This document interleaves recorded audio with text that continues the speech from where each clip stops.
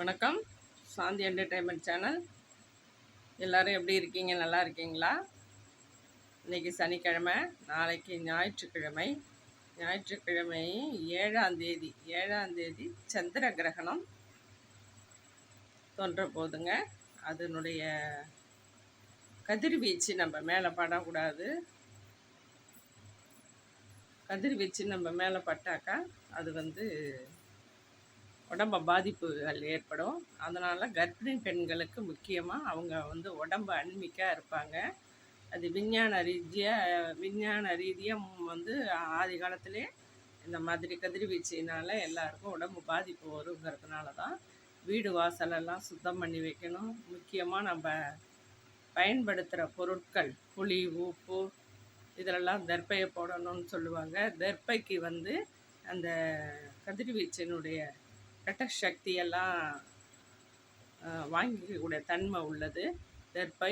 அது எப்படி நீர் தண்ணி இருக்குது பார்த்திங்களா, தண்ணி தோஷம் கிடையாது. அதனால தான் நம்ம ஒரு சுத்தம் பண்ணுறதுக்கு எல்லாத்துக்குமே நம்ம தண்ணியை யூஸ் பண்ணுறோம். தண்ணியை விட்டு தான் வீடு அலசுகிறோம், துடைக்கிறோம், எல்லாமே பண்ணுறோம். அதனால் அந்த தெர்ப்பைக்கு அந்த சக்தி உண்டுங்க. அதனால தான் தெர்ப்பையை வச்சு தான் எல்லா நல்ல காரியங்களுக்கும், கல்யாணம், மற்ற விசேஷங்கள், கிரக பிரவேசம், வேறு நிகழ்ச்சிகள் எல்லாத்துக்குமே தெர்ப்பை யூஸ் பண்ணுவாங்க. கெட்ட சக்திக்கும் பண்ணுவாங்க, நல்லதுக்கும் பண்ணுவாங்க. தெர்ப்பைக்கு எதையுமே உள்வாங்கிக்கூடிய ஒரு தன்மை அதுக்கிட்ட உண்டுங்க. அதனால் நாளன்னைக்கு, அதாவது ஞாயிற்றுக்கிழமை இரவு 7 மணிக்கெல்லாம் சாப்பிட்டு முடிச்சிருங்க. 7 மணிக்கு அப்புறம் சாப்பிட்டிங்கன்னா வயிற்றில் சாப்பாடு தங்கியிருக்கும்போது நம்மளுடைய அந்த செரிமான சக்தி இல்லாத போயிடும். அந்த கதிர்வீச்சு மூலயமா அந்த கதிர்வீச்சு நம்ம மேலே படக்கூடாது. மெயினாக முக்கியமாக கர்ப்பிணி பெண்கள், ஊனமுற்றவங்க, உடல் ரீதியாக வயசான முதியவர்கள், பாதிக்கப்பட்டவங்க, உடலில் சக்தி இல்லாமல் இருக்கும், அவங்களுக்கெல்லாம் அதனுடைய கதிர்வீச்சினுடைய பாதிப்பு அதிகமாக இருக்கும். அதனால தாங்க எல்லோரும் உள்ளே இருக்கணும். முக்கியமாக அந்த டயத்தில் வெளியில் போகக்கூடாது. அந்த நிகழ்வை வெறும் கண்ணால் பார்க்கக்கூடாது அப்படின்லாம் சொல்லுவாங்க. ஏன் நம்ம அதை போய் பார்க்கணும்? கிட்டேருந்து கண்ணாடி மூலிமா பார்க்கலாம். அது ஒரு ஆசை தான் பார்க்கணுன்னு. அதாவது இப்போ இது சூரிய கிரகணம் இல்லைங்க, இது சந்திர கிரகணம். சந்திர கிரகணம் இரவு 9:45 பிடிக்குதுங்க. அதாவது 10 மணி அளவில் பிடிக்குது. நீங்கள் ஒரு 7 மணிக்கெல்லாம் சாப்பிட்டிங்கன்னா 8, 9, 10க்குள்ளே ஒரு பாதி அளவு ஜீரணம் ஆகிடும். வழக்கு வச்சு கையமர்த்திட்டு 6:30, 7க்கெல்லாம் சாப்பிட்டுடுங்க.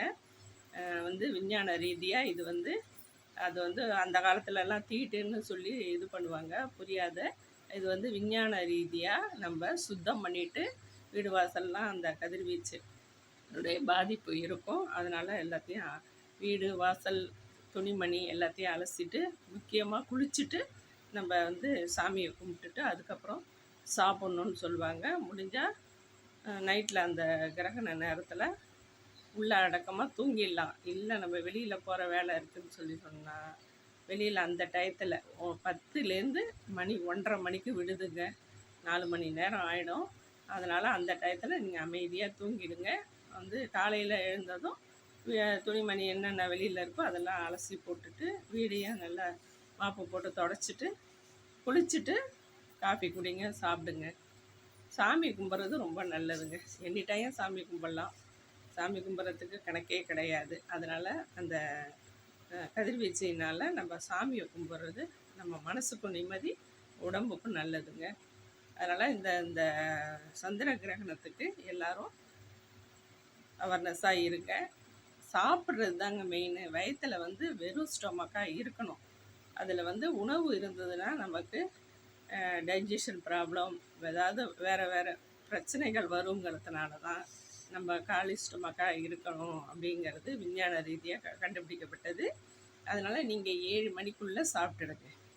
6:30, 7க்கெல்லாம் சாப்பிட்டுடுங்க. இல்லை சாப்பாடு வேண்டாம் அப்படின்னு நினைக்கிறவங்க ஒரு கப் காஃபி, ஒரு பாக்கெட் பிஸ்கட் சாப்பிட்டுட்டு அதோடு இருந்தீங்கன்னா நீங்கள் நைட்டு தூங்கிடலாம். 7 மணிக்கெல்லாம் படுத்துடுங்க. அதேமாரி காலையில் எழுந்திருந்து நீங்கள் குளித்து முடிவிட்டு உங்களால் என்னென்ன முடியுமோ அதெல்லாம் செஞ்சுட்டு அதுக்கப்புறம் குளிச்சுட்டு சாப்பிடுங்க. அதுதாங்க லேடிஸும் சரி ஜென்ஸுக்கும் சரி நல்லது. இது வந்துலாம் வந்து கதிர்வீச்சுங்கிறது இப்போ காலம் போகிற போக்கில் பூமியில் நிறைய தட்பவெப்பநிலைகள் மாறுது. அதன் விளைவுகள் எல்லாம் வந்து நம்ம ஏன் சந்திக்கணும். அதனால் நாம் எந்த அளவுக்கு சுத்தமாக இருக்கணுமோ அந்த அளவுக்கு இருங்க. கர்ப்பிணி பெண்கள் வந்து உள்ள குழந்தை, பிஞ்சு குழந்தை இருக்கு இல்லைங்களா, அதுக்கும் உடம்புல சத்து இருக்காது. அதை சுமக்கிற தாய்மாருக்கும் உடம்புல அன்மிக்காக இருக்கும், பிளட்டு கம்மியாக இருக்கும், வாமிட் எடுத்துகிட்டு அவங்களும் சத்து கம்மியாக இருக்கிறதுனால அவங்களும் காலி ஸ்டொமக்காக இருக்கணும். ஓரளவுக்கு இன்னும் சொல்லப்போனால் அவங்க வந்து அமைதியாக படுத்திருக்கணும். அவங்க வந்து வெளியிலே வரக்கூடாது. வெளியில் வந்து அந்த கதிர்வீச்சு மேலே பட்டுதுன்னா குழந்தைக்கு பாதிப்பு ஏற்படுங்க. அதனால தான் வந்து முக்கியமாக கர்ப்பிணி பெண்கள், முதியவர்கள், வயதானவங்க இருக்காங்க பார்த்தீங்களா, ஒரு 70 வயசுக்கு மேலே உள்ளவங்களுக்கெல்லாம் ரொம்ப 60-70 வயசுக்கு உள்ளவங்களுக்கெல்லாம் ரொம்ப பாதிப்பு வரும். ஏன்னா அவங்களுக்கு ரத்த குறைபாடு, சத்து குறைபாடு, ரத்தமும் அளவு கம்மியாக இருக்கும், உடம்புல சத்தும் கம்மியாக இருக்கும். அவங்கள தேவையான போஷாக்கு உடம்புல இல்லாதனால அந்த கதிர்வீச்சினுடைய பாதிப்பு அவங்களுக்கு நிறைய ஏற்படும். அதனால் அவங்களும் வந்து அந்த 7 மணிக்குள்ளே சாப்பிட்டுட்டு அமைதியாக படுத்துருங்க. தூக்கம் வருதோ இல்லையோ படுத்துருங்க. அதோட நடுசாமத்துலலாம் எந்திரிச்சு பாத்ரூம் போகக்கூடாதுலாம் நான் சொல்லலை, எல்லாம் எந்திரிக்கலாம். வெளியில் போக வேண்டாம். காலையில் எழுந்து குளிச்சுட்டு சாப்பிடுங்க. சாமியை கும்பிட்டுட்டு குளிச்சுட்டு சாப்பிடுங்க. அது தாங்க உடம்புக்கும் நல்லது, மனசுக்கும் நல்லது. ஏன்னா இது வந்து ரொம்ப கதிர்வீச்சுங்கிறது ரொம்ப பாதிப்பை ஏற்படுத்துங்கிறது அந்த காலத்துலேருந்தே உண்டு, விஞ்ஞான ரீதியாக உண்டு. சில பேர் அதை அசால்ட்டாக விட்டுறாங்க. அது அப்போ தெரியாது. எந்த ஒரு விஷயமுமே உடனடியாக இம்மீடியட்டாலாம் பாதிப்பு ஏற்படாது. நாள்பட தாங்க அது தெரியும். அதை நம்ம தவிர்ப்பது ரொம்ப நல்லதுங்க. என் வீடியோ பிடிச்சிருந்ததுன்னா லைக் பண்ணுங்கள், ஷேர் பண்ணுங்கள், சப்ஸ்கிரைப் பண்ணுங்கள். புதுசாக பார்க்குறவங்க சப்ஸ்கிரைப் பண்ணிக்கிட்டிங்கன்னா தாங்க என் வீடியோலாம் 1 by 1 வரும். என் வீடியோ எப்படி இருக்குன்னு கமெண்ட் பாக்ஸில் சொல்லுங்கள்.